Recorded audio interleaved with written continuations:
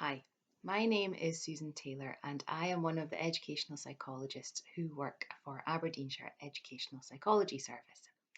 This short video is to give you an idea of who we are, what we do and how we do it. So let's start with the basics. We are a service made up of three teams located in North, Central and South Aberdeenshire, and together as Aberdeenshire EPS, we provide a service to children and young people from birth to 24 years.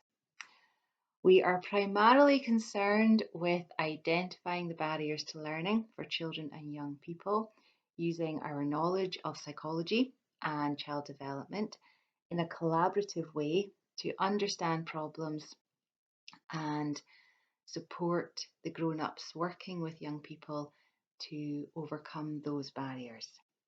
We work within the presumption of mainstreaming, which is now enshrined in law, and we have five main core functions. They are consultation, assessment, intervention, training, and research. And we work those five functions across all levels of our work. So, how do we do it? In Aberdeenshire, we use a consultation framework for our service delivery. We believe this to be the least intrusive and most effective way of us working with our schools, and it is underpinned by psychological theories such as social constructivism and narrative therapy. We use this in an equal and transparent way to try and create a sense of ownership and empowerment with the grown ups that we work with, in order that we can use solution orientated conversations and questions with the aim of effecting positive change for the young people and children in their learning environments. Under the umbrella of consultation, we can use a lot of different tools such as dynamic assessment, person centered planning, video work under the framework of video interactive guidance, and lots of other tools along the way. But everything falls under our consultation process. This process has different elements to it. We are very actively involved in professional consultations, whereby we would be speaking with one other person, grown up, around lots of different things. It could be about a child or young person, but it could just as well be about their professional development, a whole school issue, a local authority issue, or anything else that is brought to that safe and reflective space. We also have formal consultations. They are with the family and the school staff and ourselves, and can also include other professionals around a young person who is also present, if at all possible, in order to co-construct a reality of what's going on, where the issues lie, and then using that solution-orientated framework to understand together how best to overcome those barriers to learning.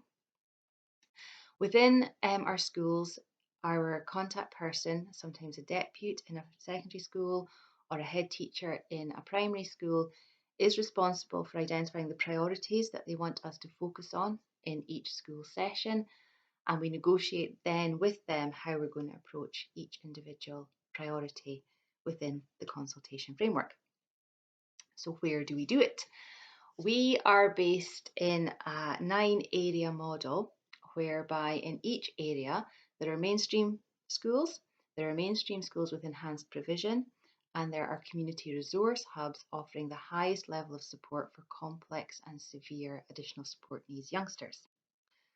All of this falls within the GERFIC, Getting It Right for Every Child framework, with the main emphasis being on collaboration and partnership working around a young person at the centre.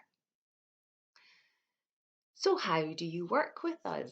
As well as schools identifying our priorities based on their needs each year, we also have a newly updated website that we have worked quite extensively on over the last few years, where there are lots of resources around who we are and what we do for young people, for their grown-ups, for school staff, for local authority staff and other professionals. There's also resources that anyone can tap into, wellbeing resources, additional support needs resources, looking at a huge array of different things such as self-regulation, emotions, transition, sensory needs, and lots more. There are bereavement resources, there are nurture resources. There's lots. There's lots on the website that is fully accessible to as many people as would like to use it. Also within our training and research core functions, we develop a lot of training materials in response to the needs identified by our schools, by the local authority, and our wider professionals that we work collaboratively with.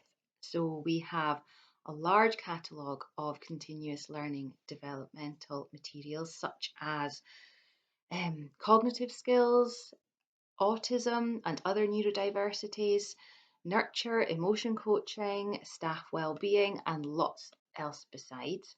These trainings can be delivered in real life or virtually, with a lot of them having been adapted for a virtual audience over the last 2 years.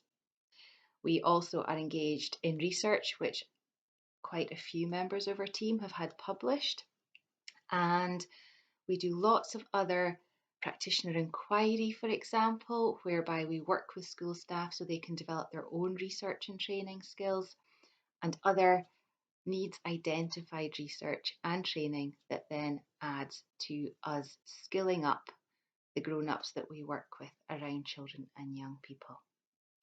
I hope that gives you an overview of who we are, what we do, and how we do it. Thank you for your time.